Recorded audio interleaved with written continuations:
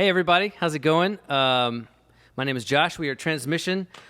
We are coming to you guys, hopefully in an attempt to help you figure out how you can approach worship leading. So this masterclass will kind of go into a little bit about how we do what we do in different settings and how we approach leading worship. I have to say this up front. This is my favorite event that we get to participate in. Andy and Jimmy do a great job with helping foster great worship and worship leading in your division. And I've been able to be a part of this event for the last 2 or 3 iterations of it. I've said this to them. It's my favorite. It's my favorite program in the territory. The fact that you guys can come together as a core worship team, come to camp. Even though right now I know you're not at camp, and that's a bummer. But the fact that you can work together with a coach and just work on some new rep and get some constructive feedback, that's essential and key. And I'm very excited that you guys get a chance to do that, even virtually. I'm hoping that you're able to pull out as much as you can from the great teaching that Andy and Jimmy have lined up for you guys for this week. First off, let me just let's introduce who we are, and tell me your name, and then tell me how long you have been involved with Transmission in some form or another, and we'll start on the drums. My name is Chris, and I first started playing with Transmission when I was around 15, and then a few years later, I started playing more permanently. I'm almost 30 now, so it's quite a long time, but it's been great. It's been fun. What year did you say you started? When I was 14, I want to say that was 2006. Wow. My name is Lex. I've been playing with Transmission since, I was with Marty and Phil before Transmission, but Transmission started in 2005, or the model of it did anyway. Yeah. So that first album, I Know a Fount, was the first one. Send the Fire was... That was technically before Transmission. That was, yeah, because that was a different group. But anyway, Transmission was formed out of Send the Fire. So 2005 officially. And I've been with Salvation Army playing with worship since 2001. Wow, so that's no, 2000, awesome. 20 years. He's a grandfather. I'm old. I'm 40. I'm 40. Yeah. I'm Rachel, and I've been with Transmission for the past 2 years, like doing things a lot. A couple times before then, but officially for about 2 years. And again, I'm Josh. I started playing electric guitar with these guys in 2012, and then in different roles. And I guess that's about 8 years. I felt like it was earlier than that. Yeah, I think we got our dates mixed up. Maybe it's 2008. Because if I couldn't have started at 2006. I think it was 2008. 2012 is when I took the leave of absence to go. Yeah. So it was, All that to say, we've been privileged and blessed to be able to play together for a long time. And as a result of that, one of the great consequences from being able to play together with such a long history is that we read each other very well. And we're hoping that we can kind of explain how that happens a little bit, how as a group, those of you, I know some of you have had core groups with consistencies, for several years, and that's awesome because you get to read each other and lean into each other non-verbally, and you get tighter that way. And as a result, the worship is better. So I love that we've been able to do this for so long together. But I'm hoping that you guys can glean some from this. Jimmy asked me if we could do a masterclass on how we approach leading worship. So that's what we're going to do. I figured it'd be good to start from the beginning. So let's, if we were to imagine, somebody were to ask us to lead worship, this would be kind of the process. So if somebody comes to me as a worship leader and they say, I need you to lead worship on this date for this event, you can think of it as like a divisional event, or even like a core, like a Sunday at your core. We need you to lead worship this Sunday. Then there are a couple things that, as a worship leader, I said that's great. My availability is good. I guess that's the first thing. But one of the first questions I'll ask is, what's the theme? Like, what is the theme of the meeting? What is the main point that you're trying to get people, your core people or your divisional people, to hone in on as a congregation? What is the rallying theme around the whole meeting? And then I'll try to pick songs based on that theme, which for me it actually can take a long time. I'll spend a couple of hours trying to pick songs. In fact, my core people are waiting on me right now to get back with them. They've been asking me for songs for this Sunday for a couple of days, and it's just taken me. It takes me a long time. But I try to be intentional about the way that we pick songs, and there are a couple things that I take into consideration when I'm picking songs. First, again, is the theme, but then I'll ask what time frame do we have. So they'll usually either say like, and you have 10 minutes to play, you have 15 minutes to play, or sometimes they'll say 2 songs or 3 songs, and that will give me an idea of kind of a flow, like how I pick songs where they'll have a flow from one song into the other. And I generally assume that a song will be 4 to 5 minutes as a rough average. Some songs could be 6 or 7 minutes, but you can generally assume that a song will take about 4 or 5 minutes, and then you can fill out your time that way. So I'll think about theme. I'll think about the time that we have, but I'll also think through how I'm going to transition from what happens before us into the worship set, and then how I'm going to get out of the worship set and basically pass the baton to the person who's after us. I can't think of our involvement in a service as kind of like an island where I'm only responsible for leading worship. I'm not going to worry about the rest of the meeting. I feel like that's irresponsible as a participant in worship. I want the whole flow of a meeting to be consistent. I want one element to lead us into the next, which will lead us into the next, which will lead us into a time where we can focus and take in everything that, one, the Spirit has for us, but two, the person who planned the meeting is trying to help us to understand as well. So I'll think through what comes before us. I'll ask them like what's happening just before our worship set and what's after it, and then I'll try to plan songs based on that transition. I thought we'd give them an example if you guys are willing to help. I haven't really prepped them on this at all, so we're just going to do it on the fly. Let's say your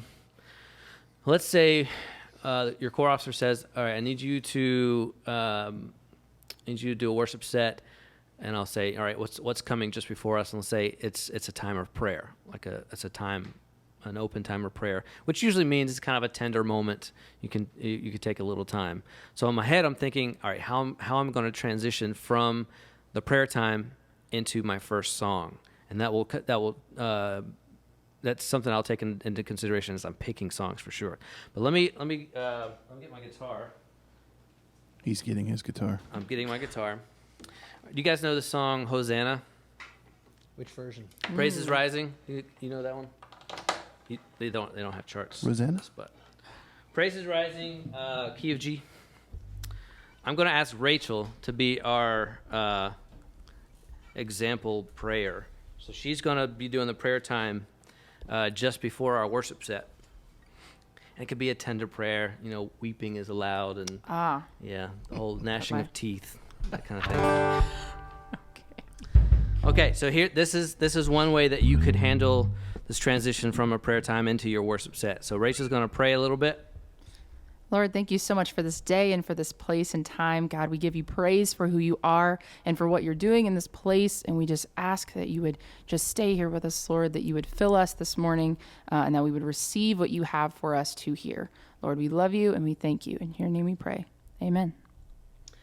1, 2, 3, 4. Praise is rising. All right, that's kind of aggressive, right?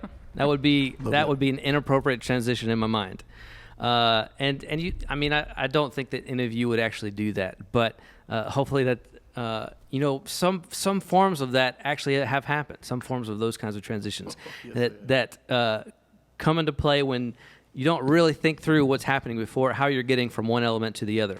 That's why, like for me, it's key to think about how you're handling those transitions. Let's do it again, and this time we're going to just see if you can go with me on this one. So instead of doing it that way, I think I would probably do it this way. So Rachel, let's pray again.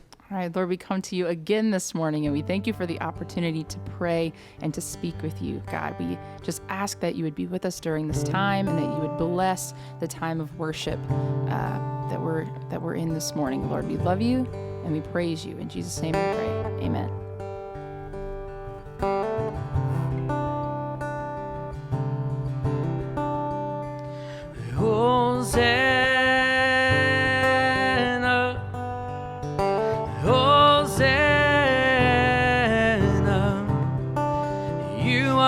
God who saves us, worthy of all our praises. Sing together, praises rising. Praises rising. Okay, so that's one way that you could do it. You can kind of have like a little pad going on underneath the prayer, whether that's, it's a keyboard or it's an acoustic guitar, or even a lot of times I'll use a fake pad, something that's already been pre-recorded that I'll play for my iPhone. That's not really a secret anymore. Everybody does that. It's not really anything to be ashamed of because it does help. It helps set the mood. Yeah, I should say actually it's probably good for you guys to know what we do outside of transmission, because it helps in understanding where we're coming from. This is what I do full time, which is a blessing. Rachel is an ADMD, just like Jimmy. So she is responsible for helping cultivate music and contemporary music in the Georgia division. Lex is a worship pastor at his church, where he actually he's a worship leader. Like he picks songs and makes sure that everything is ready for worship. And so he does this full time, which I'm sure is a blessing. No, it's a blessing. It has its moments. But. And Chris works here at THQ, and his job is all things production. So he takes an idea and then he'll figure out a way to make it sound good, which is really cool. So anyway, so that's getting back to this idea of transition. That's how I will approach picking songs. The actual songs to me are more important than I think. I guess I should say, like, it's important to think through the transitions just as much as it is thinking through the actual songs themselves. Because at the end of the day, we want to minimize as much distraction as possible from our worship services. The more hard transitions we have in a worship service, the more opportunity there is for someone to disengage. And that's what we don't want. We don't want people to disengage from worship. So everything we do has to be thought through so that we can keep people engaged, keep people looking forward, keep people seeking with their hearts and their minds what God has for them. So that's one of the key things I wanted us to talk about today, is thinking through transitions. And then the same thing on the back end as well. When you're done with your set, how are you going to hand it off to the next person? I'm curious how you guys have. Those of you, Chris doesn't necessarily lead worship as much. He's a great worship facilitator. But Rachel actually went to school for worship leading. Lex is a worship leader at his church. How do you guys handle transitioning, getting out of a worship set?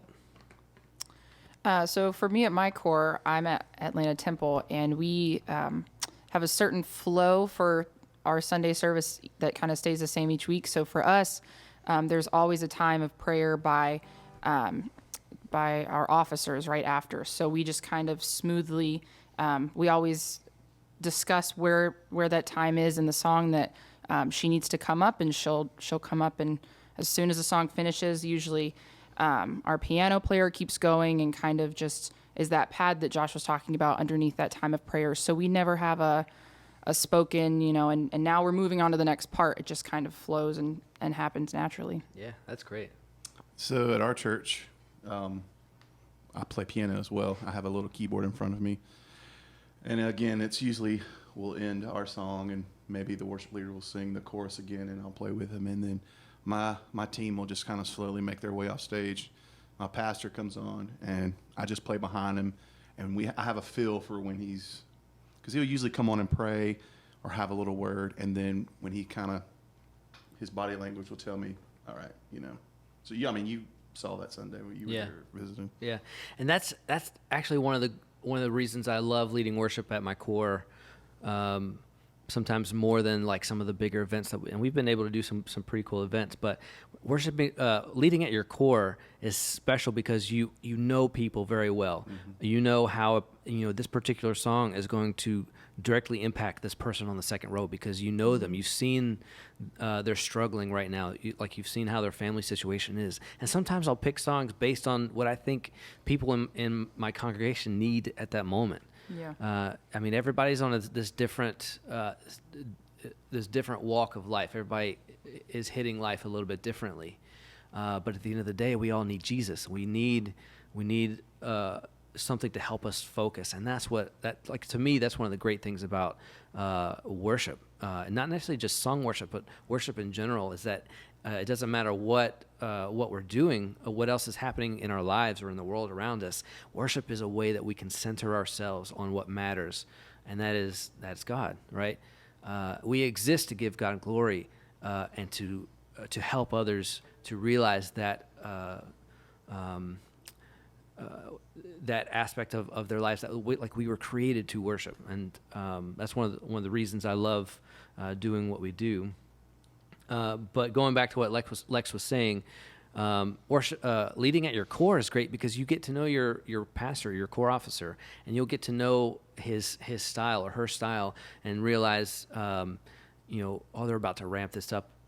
Maybe they need some worship support, some music support, which will help drive that point home that he or she is trying to make, or this is where they're trying to close the meeting. So without verbal communication, you just know the person well enough that you can kind of anticipate their needs so that you have less distraction. You don't have, now I'm going to have the worship team come back up as we go into a time of altar call. If you can read their cues and their minds a little bit ahead of time, you can already be in place and already be supporting them so that they can just flow right into it. So you don't have distraction. Yeah. I was going to touch on one thing you talked about. Songs for certain people. I completely agree with that. I also see songs at our church that resonate with our church, our core as a whole, and when you sing that song. For our church, it's Reckless Love. That song, people just really you see them surrender or enter in to worship. Yeah, a whole lot better than something maybe newer. Yeah. So it is good for those moments. And we do some hymns as well, and those really resonate, it seems, with all walks of life. So. Yeah, for sure. Yeah, I think, just to add to that, I think our biggest role as members of a worship team is to serve the moment. Mm-hmm. That is above and beyond anything else is to serve the moment that we're in and just be really mindful of how what we do can really shape and influence what's happening. And again, like Josh said, we don't want to be a distraction. We want to just be as relevant to the moment that is happening when we do stuff. Yeah, absolutely. Okay, so let's get back to our process then. We've been given a task to lead worship. We've talked to our core officer or the program planner. What do you need? What do you want us to do? How long do you want us to play? What comes before it? How should we pass it on to the next person? You got all that sorted out. You've picked your songs. You feel really good about your set. What happens next? As a worship leader, my next job is to communicate with my team, my worship team. That's the people that I'm playing with, but also your media and your sound team as well. Yes. You have to consider them as part of your team. Without them, you don't sound good, you don't look good, and that becomes a distraction. So you got to be able to give them as much information as possible to help you succeed. And succeeding is distraction-free worship support, I should say. So I've picked the songs, and now I'm going to communicate it with my team. One of my favorite things is Spotify. So I will create a Spotify playlist. There's not everybody subscribes or has a paid subscription to Spotify, but there's a free account available for Spotify. There may be some ads, but at the end of the day, you can listen to any song that's out there, any song your team is trying to do without them having to spend any money. So I encourage my team to sign up for free to Spotify. I will send them a Spotify playlist of the songs that I'm doing for the week, as well as charts and any additional expectations of that worship set. So it could be I need us to be ready for anything to happen during this song. Like we need to be prepared to just vamp, or we need to maybe come up with some sort of like a vamp or a jam going into a particular song, just for fun, but to help set that mood.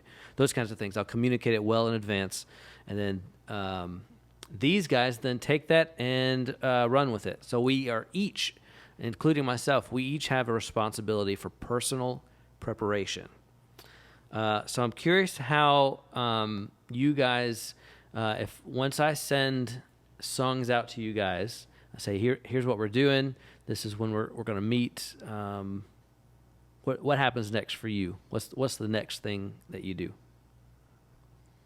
So for me, I love the playlist stuff that Josh sends out. It just makes it super simple because a lot of times there are songs done by several different people multiple ways. So if he sends a specific version, I know kind of as a drummer, he likes the part that is played on that recording. So for me, I like to write a roadmap, and that is basically just lets me know how do I get from the top of the song to the end of the song. And so usually I'll try and listen to the song one time through without playing my instrument, just kind of listening to the song, taking into account what kind of sounds, what's the style of the music, for like drum specific, like is it a tight, really bright sounding snare drum, or is it a deep sounding snare drum, little things like that, just to kind of like what is the overall sound of the song.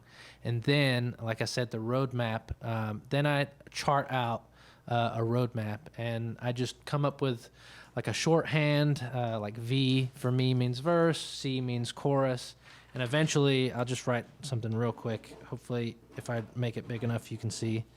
I hope this is getting picked up by the mic. It's very nice. So, yeah.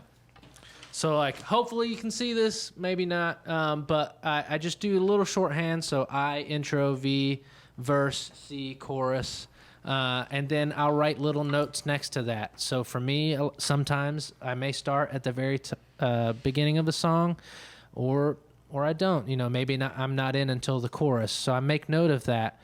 And for me, that's a really good way to help me internalize it. Just by writing it down, it helps me remember it, because ultimately my goal is hopefully by Sunday I know it well enough to where I don't have to be glued to my music. Now, if it's a new song that I don't know so well, then perhaps I'll be a little more glued to some music. But as a drummer, for the most part, like I'm not looking at chords, I'm not looking at lyrics necessarily.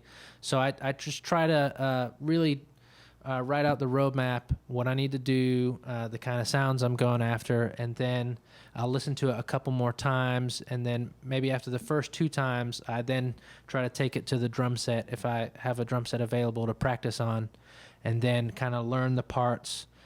So that way, when I show up to a rehearsal, I know what's going on, and the band doesn't have to keep stopping to say, hey, you're not supposed to be playing there, or, I want to be as prepared so that I'm not slowing things down, because really a rehearsal with the band is you're just running it through a couple times, and tightening up little details, but like I shouldn't be learning the song like at a rehearsal if the leader has gone to the effort to send out a playlist, music, and all that stuff. So I could go into a little bit more detail, but I think the rest of the guys should probably talk. So If I'm in this position where he's leading the team, it's a lot like what he does, except Josh always sends charts. So I'll just make notes on my charts of where we're going to come in, dynamics, hey, let's get bigger here, stuff like that, simple notes. But he hit it on the head, and this is always one of my biggest things that I tell folks. Practice on your own time. Learn on your own time. Show up to rehearsal knowing the song already. So, and that's how it works at just about every big church around here in the city of Atlanta. I've played at different churches around, and everybody is just, the expectation is come knowing the song. Mm-hmm. We're going to work the changes, Mm-hmm. And so just being as prepared in your own time and whatever you have to do to get that. There's always some kind of ideas. He does the charts like that. It's good for you to sit down and chart it out or make notes while listening to it, because you're visually seeing it and where it is on the chart, at least for me. So with my team, we use Planning Center. Yeah. And which is, if you don't even know anything about Planning Center, it's a great thing. I can go into, everybody has this app on their phone. I go in, I drop in the songs and the order of service, and they can listen on their phones or their devices, and it holds charts and MP3s. So Yeah. I've had them both. Josh always sends the Spotify thing. It works great too. Just knowing what version you're doing, and it's kind of how I go about it. Yeah, for sure. Yeah, so at my core, I am the worship leader. So I'm the one who's doing the sending out of stuff.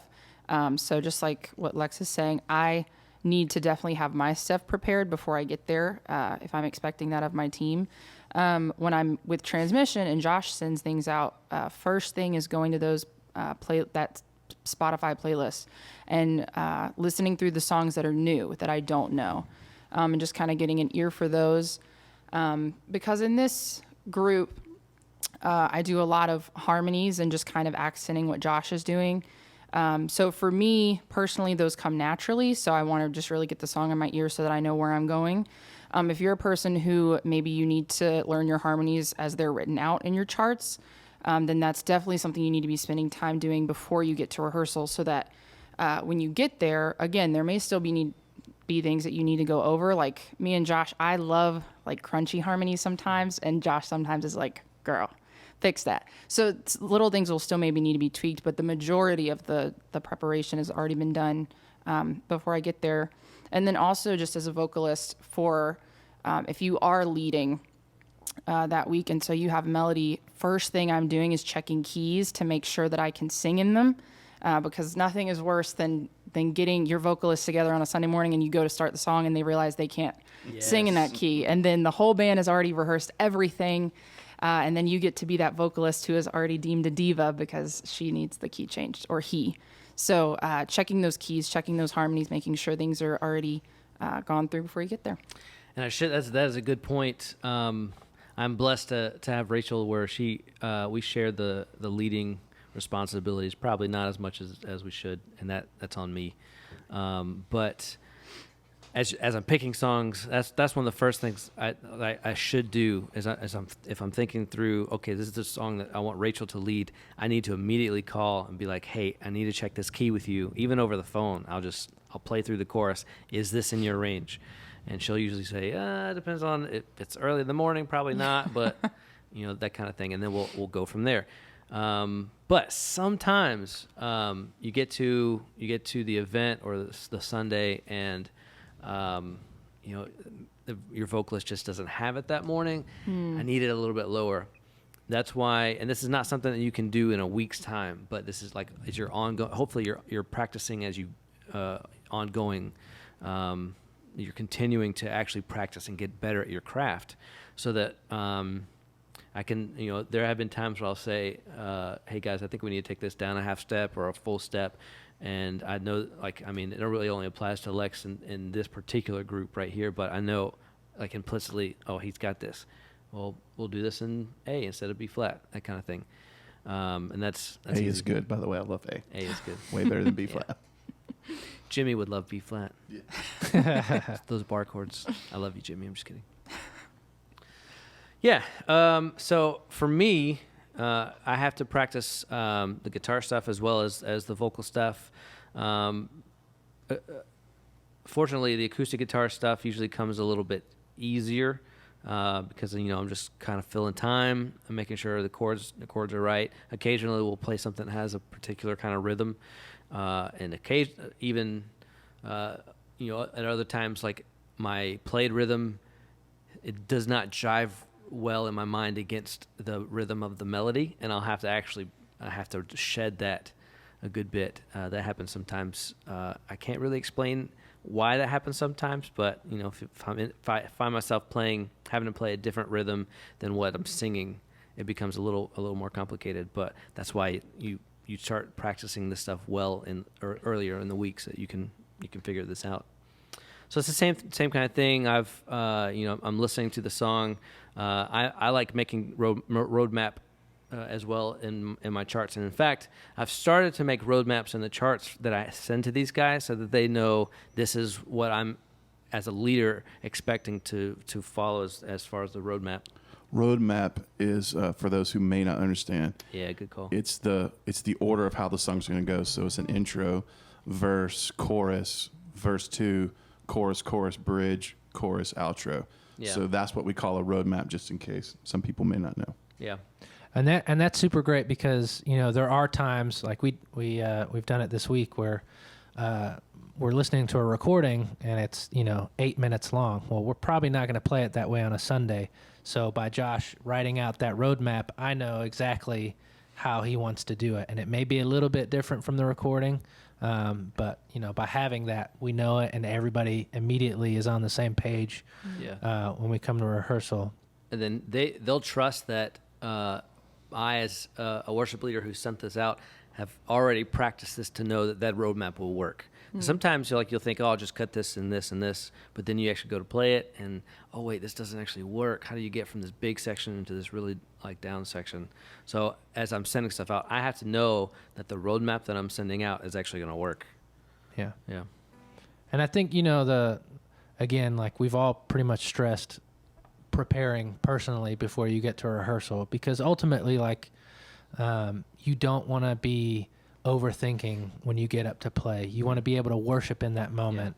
And by doing the homework, by getting it under your fingers and knowing the lyrics and every little transition and stuff like that, by really practicing that and isolating problem areas, it allows you a certain freedom in worship, because a lot of times if you're not prepared, you're so focused on what you're doing that you yourself miss out on the moment, and so you just really want to emphasize being prepared so that when you do get up on a Sunday and you're helping lead worship, you're focused on what really matters, and that's worshiping the Lord and helping facilitate that moment. Because people in your congregation will take their cues from you, for good or for bad. We're in front of them, so naturally they're gonna be looking either at the screen or at us. So it's important for us. It's important for us to be worshiping, but it's also important for us to look like we're worshiping, because our people will take their cue from us. If it looks like we're bored or if we're struggling, they're not going to be as free or as likely to enter into a state of kind of releasing and letting worship happen. And that's what you don't want. You want, our job is to facilitate an atmosphere that is conducive to worship. Yes. Yeah. That was good. Okay, so we've done our personal preparation. Now we're coming to rehearsal. It's the day of rehearsal. You come ready. You come with everything you need. If your worship leader prints charts for you, great. If you've made notes on your own charts, bring your own charts. Come with your instrument, with healthy strings, tuner, cables, everything you need, and then come with enough time where you can get set up, you can get comfortable, you can put your cases away, and so that when rehearsal starts, you're ready to go. You're tuned up. And for me, that's usually, if I'm not leading, I usually try to get there 10 minutes early. I get my instrument out, put the case away, and get tuned up. I'm ready to go.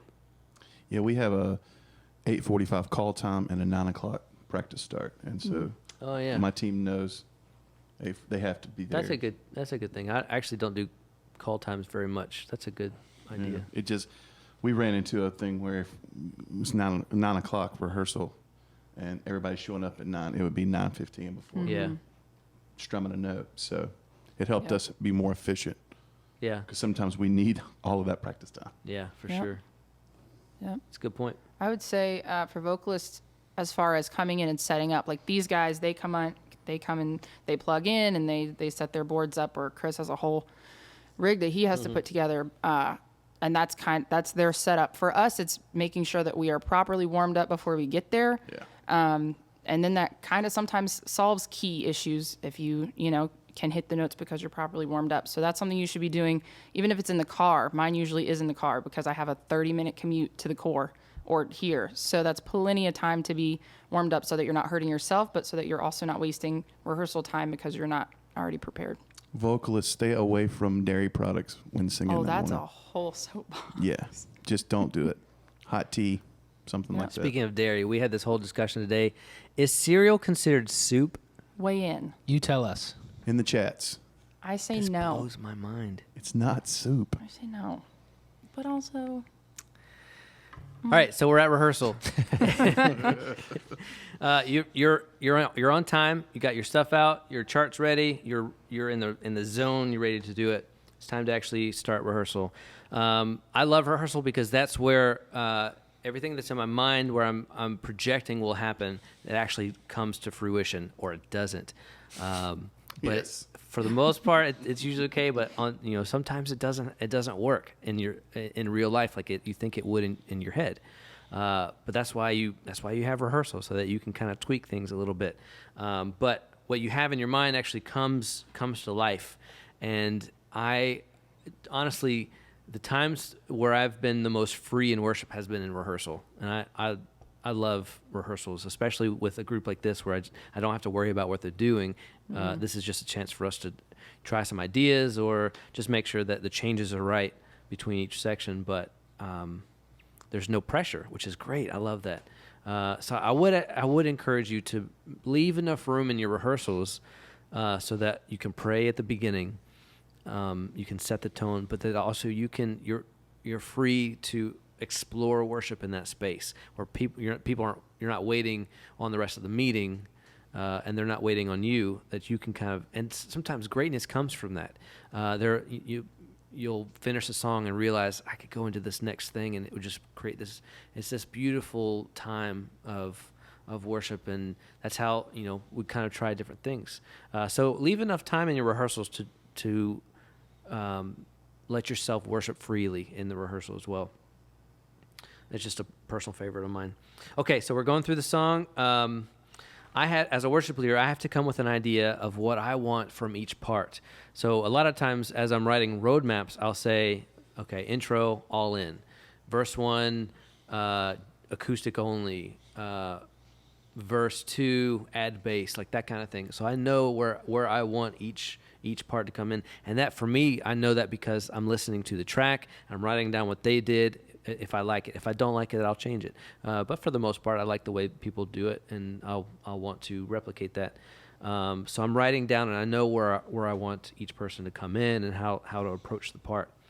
But I also try to leave as much freedom for them to express themselves as much as they can as well. And as you guys that play together regularly, you'll know, okay, I can let this person have a little longer leash because I trust them. Sometimes you got people you can't let them deviate from what you want them to do. That's okay. That's all right. We're having a good time. So as we're rehearsing, if somebody's doing something that I don't necessarily want them to do, or I think something might be better, I'll suggest, hey, why don't you try to do it this way? And it becomes very almost challenging, I guess, for me. Like I play bass. I can play a bass. I don't play bass, but I can play a bass. There's a difference. There's a big difference. Lex plays bass, and it's awesome. Chris plays bass. Yes, he does. I don't know if you guys knew that or not. Chris is Learning. he is Student. learning, but he is quickly He's good. becoming Man, a Sensei. threat. Student. He's being too kind. Yeah. I have no business behind a drum set at all, but I still have to be able to communicate with a drummer. Hey, like instead of playing time like that, try to do it like this. I don't know what I'm talking about, but I still have to find a way to communicate that. So a lot of times, as I'm listening in the car or something ahead of time, I'll try to either tap out or play on like my steering wheel kind of stuff, brake pedal, the part that I want him to play, so that if I know, like if he's coming and he's 16ths on the hats or something, say hey let's do 8s and then backbeat kind of thing on the snare drum. These are words that I've picked up just from Chris. They're still mostly meaningless to me, but it helps him to know what I want. So like I could say, hey, as we get into this bridge, do like this tom thing, and most drummers will know what you mean by like a tom thing. Well, and that's where if I've listened to the recording, when he references stuff, I know what he's talking about, and I'm not just making it up. Yeah. With our crew, not this crew, my team at my church, a lot of times, if they'll be doing a tom driving, I'll still like that snare in there on the one, just to kind of give it, and it just works better in a live setting. So knowing that I like that and giving it a try in rehearsal is something that as worship or leading the band, you have to be thinking about and stuff. And you can, and I can, like as a worship leader, I don't have to play drums to know what the names of the drums are, like the parts. Like it's important to know what they are, like hi-hat, crash cymbal, ride cymbal, snare drum, rack tom, floor tom, kick. Like it's important to know what they are and what they sound like, so that you can say, don't hit that one, hit this one instead. What's the other way that you communicate with Chris when you have an idea of what you want? How else do you do it? Pat boom, Debbie boom. Yeah. Cuckoo flat. Oh, yeah. Take a walk around the park. Poo, bat boom, Debbie boom. Yeah. So sometimes There you go. it may not be fancy, but if you can sound it out and you can communicate in that way with your drummer, then Chris goes, oh, okay, yeah, it goes like this, and can fill it in for you. You're gonna sound like an idiot, but it's okay. They'll But it works. generally know what It you're works. saying. It's a safe environment with It's that. a safe Exactly. environment. So communicating with each part is important. Like even like with Lex, I'll say, "Hey, what if you slide up the octave here instead?" It's like we're coming to a down chorus, instead of playing the root roll low, like maybe take it up an octave and it would be a little softer. Nope. That kind of thing. I could say That's no. not true. Listen to your leader. Yeah. Anything else on rehearsals? No. Don't overplay. That's a good point. That's a good transition. So we're talking about transitions. I also wanted to talk a little bit about how we fit together as a band. We're not individual instruments. It's not guitar, voice, bass, and drums. Like we're a band. Like we create something together that's bigger than what we can do on our own. But we have to understand that the sonic space is limited. Yes. There is only a certain amount of space in people's ears that they can hear what's happening. I've heard it. I've heard an analogy that we have as a band. We're a pie. Like we have a whole pie, right? Apple pie, and each of us takes a slice of that pie. If I, as a guitar player in my playing, if I'm taking a big slice of that pie, it's not like there's more pie for Chris to have. It's going to sound crazy. He has less of the pie to work with, which is not fair. So we all have we take a slice of the pie, and we have to make sure that we're not taking too much. If that makes sense. My favorite analogy of taking too much pie is, sorry, piano players, but when you guys play down into my Yeah. register playing bass, you guys, I play bass, not y'all. Y'all stay up here. Yeah. I mean, and it happens more than I can ever like to, but and you're constantly fighting because you're not playing when I'm playing. Yeah. But the same frequency is there. Yeah. And it's just like, whoa. And that's a good way to talk about this in concrete terms. So like piano players, I dabble at playing piano, but I tend to I'll play octaves with my left hand. That low part of the octave, that's exactly where Lex would be playing, and now I'm taking up his space. I'm in his way. So if I'm playing piano with a bass player, I want to stay away from the lower third of the keyboard. That's bass guitar territory. Or if he's dropped out, like if bass isn't playing, then that space is free for me to play. Because piano bass is like, that's a different texture, and sometimes you want that texture instead of a bass guitar. But you both can't be playing it because you'll fight for it. Acoustic guitars. Sometimes we have more than one acoustic guitar. Yeah. And if you're both playing the same position, same area, I mean, you're just up there at that point. Yep. You know? Yep. So like, if you got one acoustic player, songs in E, and he's playing here, you don't both want to be playing in the same area because there's not enough differentiation, and there's more of a chance that you're going to not be Playing in the same playing time at the same time or that kind of thing. So if one guy's here, the other guy, if you know your capo theory, you can capo 2 and play in D, and he can be in here, and that's a different texture altogether. You could do it.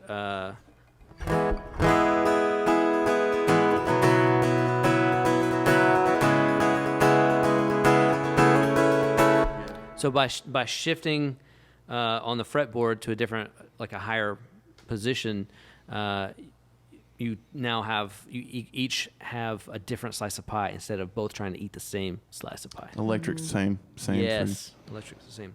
Here's another one. Acoustic guitar and drums. These are both rhythmic instruments, very very much so. If I'm playing by myself. Let's look at how great is our God, okay? Great is our God. Sing with me how great is our God. So all will see how great is our God. If I'm playing by myself, I can do that because I'm covering both the rhythm and the tonal aspects of the music. If I add a drummer to it, he's going to handle most of the rhythm stuff. I can stay out of the way with that. So let's do the same thing. How great is our God? Just like a normal like backbeat type chorus on there. Let's see how we can fit together with that. So here we go. 1, 2, 3. How great is our God?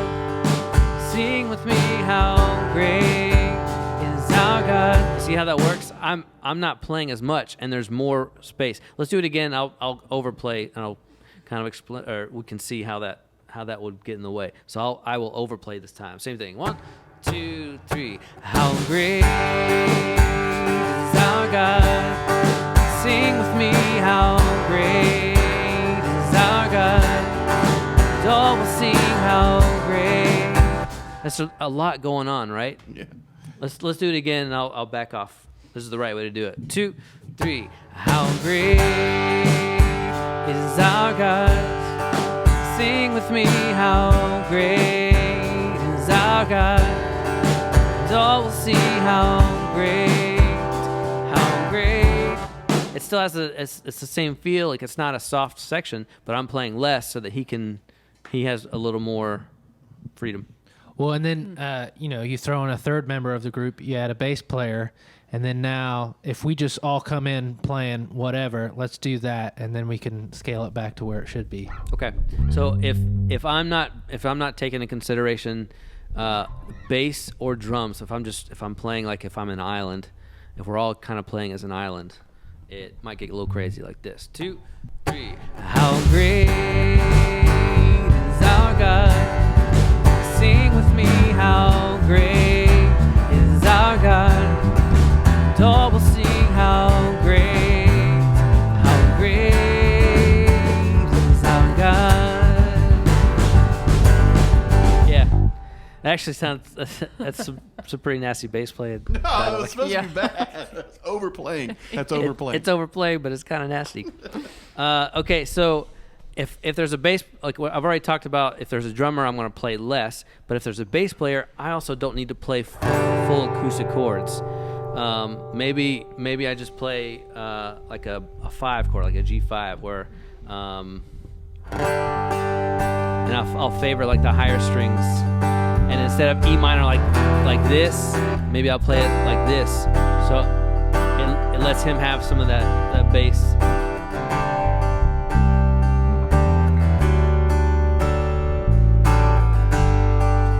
Does that make sense? So I'm making sure he has some space. Yeah. And then Yeah, and then, so if you heard on that example where all three of us were playing, rhythmically, there was just a lot of stuff happening. So one of the things when you're listening to a song, me as a drummer, I'm listening to what the drummer's playing with his kick drum, and then also making note of how that's interacting with the bass player. So just you want to talk a little bit about that? yeah, so we want to match up on our kick. We'll just give them an example of not matching up first. Okay. 1, In 2, 3.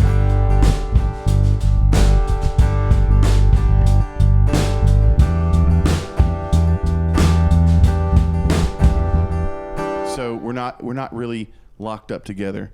So in a right way, it would be. You going to me or am I going to you? I'll go to you. What's your kick pattern gonna be? And this is important. Like you have to ask. You have to, you got to ask your drummer or your bass player. Like, hey, what are you playing here?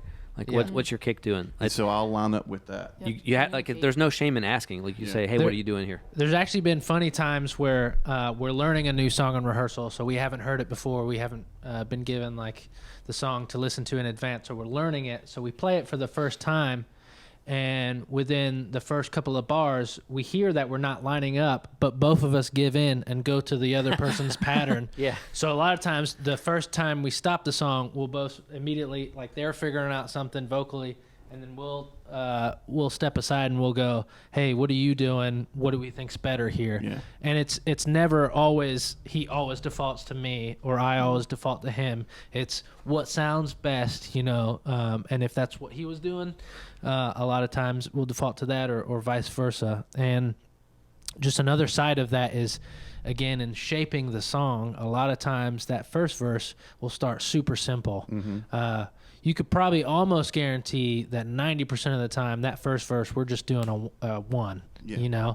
and then by the time we get to the second verse, then we've developed a pattern. Yeah. And that just helps shape the song. You may not realize that, but that is a small detail that really helps shape and adds energy later down the road. Worship music is a lot about the music and a lot about the notes, but it's one of the biggest things is dynamics. Dynamics. And what is dynamics? When you're building up and you're dun, dun, dun, dun, dun, dun, dun, and then everybody comes down and you have that intimate moment where it's just maybe the acoustic guitar and the vocalist singing, and it's taking you on this roller coaster of excitement and Yeah. emotion. And Yeah. that's It's like the range of volume. It's a range of instrumentation. It's the range of like your vocal range. Like dynamics is like, if you have small dynamics, there's not much difference between your loud and your soft. I mean, you guys, those of you who are brass players, you've talked about this as well. If everybody's just medium, mezzo piano, mezzo forte, there's not a big range there. It's not as exciting as like, you got a piano or forte, if that's your range, or pianissimo, fortissimo. You can't always be up here, but you can't always be down here. Yeah. Like it's that journey, it's that roller coaster. And for people who have no idea what he's talking about, Mm-hmm. it's just like a chart or a heart monitor. It's up and it's down and Yeah. it's here. And we don't want a straight dead line. 'Cause then You don't you're want dead. a song to sound like, it's no fun. There's no life in it. There's no life. Going back to what we were talking about with our kick pattern, let's do a right kick pattern now. So it's just Okay. do So talk dome. about how you're going to do it. So again, we're having this conversation. I'll say, Lex, what were you doing? And then he'll say, I was doing. And then, so the next time we do it, 1, 2, 3.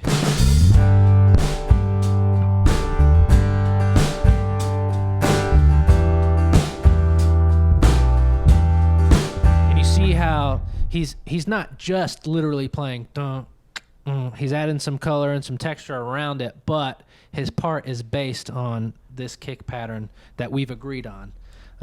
And just something as simple as that if that's not something you're taking into consideration, that will clean up so much of what's going on, and it just makes it feel tighter and together and polished.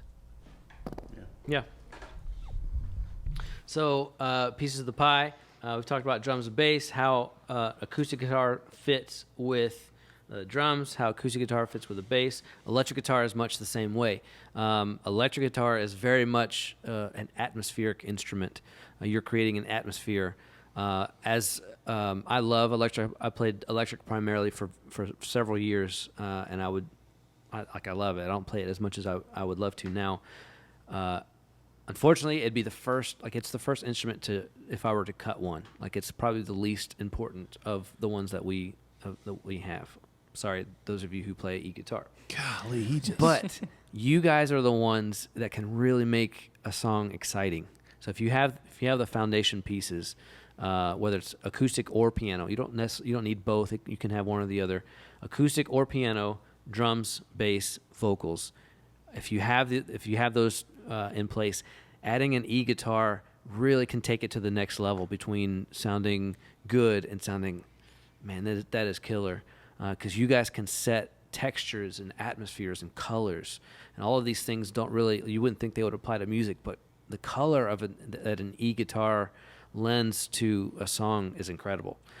Between even just a driving, overdriven rhythm part, or a delay, like a dot-a-date delay, where you can impart some energy to it, or this I love luscious a good pad. rake. Just a good rake. Oh, Yeah, just at the it just right time. sparkles. Yeah, it's great. But you have to keep in mind your piece of the pie has to be a little bit smaller. So there's the danger of overplaying is greater in my mind with e-guitar than it is. Yeah, and I think it's just recognizing that the more members of a group you have, Yeah. the less responsibility you have to carry. Yeah. So if Josh is just singing by himself, he's got to think about chords, singing, rhythm, and he's got to shape the song dynamically, ups and downs, and he's got to carry a lot more. But, you've got a group of 4 people, then we can split it. Once you start throwing in some extra guitars and stuff like that, then everybody has to kind of consider where they can trim the fat on their own part. If there is a guitar playing some crunchy rhythm stuff, I don't have to be as busy. Yeah. So for me personally, I strip down the part a little bit and play a little bit less and let them carry some of that. Yeah. And if it's done right, it sounds great. And like Josh said earlier, there's only so much of that pie. And so the more members you add to a group, everybody has to kind of figure out ways that they can kind of trim their portion of that. Yeah. Just like I said, for piano players who don't play bass, I don't play lead guitar. And I've seen some guys try to play lead bass guitar, and it's awful. So let's just don't do that, guys. Vocals are the same way. You have to, and this is something that I don't pay as much attention to, only because I don't feel like I'm not as good at training vocalists.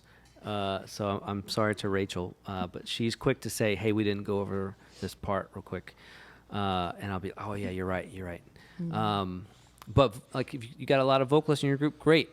You can't all be singing the melody, because it usually doesn't work well. Even if you guys have, the best of pitch, there's still going to be some phasing, some weird stuff that will happen if everybody's singing the melody. But I will say, if you can't sing the harmony part, don't try to sing it. Either back out or just sing the melody, because it's bad when harmonies are bad. So, Rachel, how would you approach thinking through harmony part to something like "How Great Is Our God"? So if without any sort of preparation, if in the moment I felt what this service needs is a chorus of "How Great Is Our God," and without being able to practice it ahead of time, she's got to figure out how to jump in without being a distraction, but also adding to it. Would you sing melody with me, or would you try to harmonize? I would give it a little bit. So even typically in songs that we've rehearsed, if Josh is leading, I don't sing with him for the first little chunk. I think Glorious Day is probably one of those that's a little different. I sing pretty close to the beginning. But giving him space, first of all, because you're going to want your congregation themselves to have the melody and be able to pick up on it. Mm-hmm. You don't want to muddy that up with a bunch of other stuff happening. But if it's like altar call time or something, and we've been called up, and I have not been given a chance to prepare, then I'll sit back for one of them. So if he's going through the chorus of something, then the first time I'll let him do melody. And like what Lex is saying, if you're thrown into something on the fly and maybe you don't have the harmony for it yet, take a step back from the microphone, work on it just Yeah. as he's going through his part, kind of hum it through your head, sing it through your head, and then step up, and the second time he goes through it, then you add your harmony to it. Yeah, that's a good point. Like usually, like you want your congregation to hear the song, hear the melody, so that they could, if they don't know the song, they can participate. So maybe just have whoever's singing the melody, just have them sing on the first chorus or the first verse or whatever the first part of the song is, and then you can jump in with some harmonies once we understand how the song is going to go. That's a good point. Yeah. And with what he was saying too, some of our groups have, maybe you're the only vocalist. At our core, I am the only one who sings on a Sunday morning. With this group, I share with Josh, and so it's only the two of us. Some of us, can have 3, 4. The team I sang on in college had 6 of us vocalists. So you very much have to what the guys are saying with the instrumentation, sit down and figure out, okay, who's doing what, have that conversation and say, okay, well, Rachel's leading melody this week, so she's got that all through the song, and we're going to add harmonies in here and there. But even with harmonies, we don't want, everyone taking their own harmony. Somebody can double the melody in some places. Somebody can take the upper and the lower harmony. And we want to use those sporadically. Again, it's like an electric guitar kind of idea to it, where it's adding to what the melody is doing. We never want to muddy it up so much that you can't find it. Yeah. And even for melody, making sure that we adhere to what the melody is for the most part. Some of us really like to do runs and riffs and the fun stuff, and it is so fun, and I love all of that. But that's not our main purpose when we're leading worship. It's for our congregation, and most of your congregation is not going to be able to do those runs and riffs with you. So I still sneak them in every now and then. Either the guys don't notice or they just let me do it. But it's let you further... do It's further into the song. It's here and there, but we're, again, just not trying to muddy things up. We want the message of the song to speak for itself. So as vocalists, we have that awesome but sometimes difficult job, just kind of figuring out where we want to put things. And Yeah. yeah. I'll add on to that. I sing at my church. I don't sing with this group very much because I just like to lock in with him. But phrasing, like if Josh is singing "How Great Is Our God," how great is our God, and you're going, how great is our God. You want to try to get as close. You want to listen to what the leader's singing, so you can, when you're singing those harmonies, you can kind of be locked in. And I always have to give tribute to one of the greatest harmony bands, singing bands ever, the Eagles. They did it the best. Just wanted to throw that out there. They did it good. Yeah. And the difference is, like, you hear something like the Eagles, where it's vocally rich. Like you can, it's difficult to pick out individual voices. Like all the voices, vocals just almost operate as one instrument, rather than 4 different voices independently of each other. So I think what you would want is for, you would have, if you're thinking of instruments of the band, drums, bass, guitar, and then vocals would be like one instrument. So the less that you're able to hear individual voices or to pick out individual voices where, this person sang early, or this person held out a little bit longer, or this person's doing some crazy runs, the more you'll be able to sound like a cohesive one instrument, vocal instrument. And as far as harmonies go, so with Josh does do a good bit of the melodic leading for us.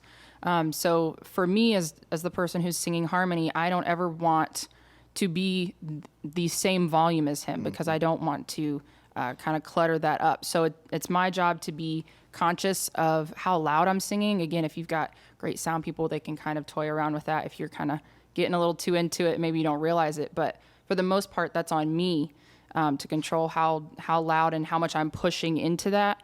And also just what Lex was saying is, in rehearsal, I listen very close to what Josh is doing, where he's placing things. If he does decide to add a little riff or something, then figuring out, okay, well, then I need to follow him with that, and making sure that I'm adhering to him and not making him come to me on those kinds of things. Yeah. And there are some times where we, like he said, they'll be working out something amongst themselves, and I say, okay, Josh, where are you cutting that off at, or where are you going to continue on with that, so that I make sure that I'm sticking to what we're doing, and again, not a distraction. Yeah. Rachel said something about, controlling her own volume. And I think that's something, again, like Lex was talking big about dynamics, just to kind of continue with that thought. You got to play to the room that you're in as well. If I'm in a bigger room, as a drummer, I could maybe play louder. A lot of us come from smaller corps. So in that room, my forte is going to be a lot quieter than it would be in a big room, So in the same way that Rachel's talking about controlling the volume and finding that balance, you've got to also realize the location that you're at and figure out how to control that. You still want a wide range of dynamics, but my loud in this room may be a little bit different than my loud in another room, which just then means I got to make my quiet really, really quiet. Yeah, it's good. It is good. Okay, I don't want to, I know we're running a little bit out of time for what these classes normally look at. I hope that makes sense. I hope that's some useful information for you. The last thing I wanted to talk about before we jump off of here, when you get to the gig, as it were, when you get to the Sunday or the performance, the time when you are actually leading worship, you've got to come prepared spiritually. Doesn't matter what role you play in the team. We are all lead worshipers. People will we talked about this earlier, people take their cues from us. We have to come ready and expecting the Spirit to work in that room. He's already there. He knows what's going to happen. He ordained it well before we even conceived of that program. But we have to do our part in coming prepared, ready to let the Spirit work in us, as well as helping our congregation to do the same. So that comes with prayer. So you come prayed up before you get to the event, but also take time to pray with your group just before you walk up. Chris and Lex have actually this interesting ritual. I don't know if it actually does anything or not. Oh, it does. Completely They does. say it Absolutely does. does. Well, they just before, we'll pray. We talk about, just make sure everybody knows what's going on. We'll say a word of prayer, and then these guys, as we kind of split drums and bass, they form a pocket, right? They will actually embrace each other in this ritualistic little bro You hug. bring it in the arm. Yep. Bring it around. Take a They breath breathe together. One breath. One breath. That's all it takes. One breath. Pull out, snap it, we're ready to go. And they are locked in. And all that is I think, a team is a family, right? Yeah. So in the same way Josh is saying, we got to get spiritually ready. Part of that is getting to know your team and growing closer with each other in your faith and in your friendship. And I think by focusing on that and just really cultivating a good mood within the team and your group, knowing about their life, what they're going through. You don't have to go into every little detail, but just being perhaps a little vulnerable with each other and wanting to go a little bit below the surface with your friendships and stuff. I think that really helps in creating just a really good environment to help support worship. Agreed. And when you're on the road with these guys for 83 days, you kind of start to live with each other, and they become your family. So Don't be afraid to go deep with your team. These guys are in the trenches with you. Yep. You're doing battle. You're in battle for the kingdom.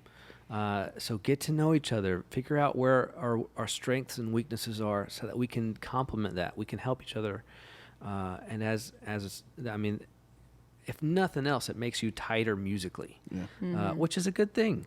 But what will happen is you guys will become a small group. You will become a fellowship, a discipleship group, where you help each other spiritually and you encourage and lift each other up. And at the end of the day, you are a force to be reckoned with. And the kingdom benefits for sure. As we close, I just wanted to read this. This is one of my favorite psalms. We actually sung this earlier in the week. But this has been a favorite of mine for a little bit. Psalm 98. This is what we are to do as lead worshipers. Oh, sing to the Lord a new song, for he has done wonderful things. His right hand and his holy arm have gained the victory for the Lord. The Lord has made known his salvation. He has revealed his righteousness in the sight of the nations. He has remembered his loving kindness and his faithfulness to the house of Israel. All the ends of the earth have seen the salvation of our God. Shout joyfully to the Lord, all the earth. That's why we're here. That's what we do. Yep. He is worthy. Amen. Amen. Amen. Shout joyfully before the Lord. Okay, we hope that's helpful. Yes. If you have any questions, please reach out to Andy and Jimmy. Those guys are a wealth of knowledge Yes. anyway, but they can help you get in touch with us as well. Some of my favorite people, Andy and Jimmy. Yeah. Andy is my bass brother and loves the Braves. How can you not love him? I know. And Jimmy, love Jimmy. He took me down a jazz world that I never knew about. So Yeah. Yeah. All right. Well, thank you guys. Go in peace. I love what you're doing. We'll be praying for you guys. We'll see you.